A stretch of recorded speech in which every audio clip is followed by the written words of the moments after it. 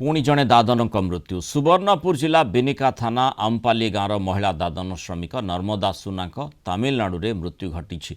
आर्थिक अनटन कारण घर को फेरी पारुनी मृतदेह। एबे भी मृत शरीर तमिलनाडु नानीकुंदरी जिला नल्लोर थाना जीएस हॉस्पिटल रे थिबा जଣାपड़ी। तमिलनाडु रे एक कारखाना रे उभय स्वामी स्त्री काम करुथिले। कंपानी काम सारी घर को फेरिबा समय रास्तार मुंड बुलाइबारु से रास्तार पड़ जाइथिले। पर डाक्तरखाना पहुंचवा पर डाक्तर तांको मृत घोषणा करथिले। मृतदेह को घर को पहुंचेबाकू जिला प्रशासन और ओडिशा सरकार को अनुरोध करछंती परिवार लोके।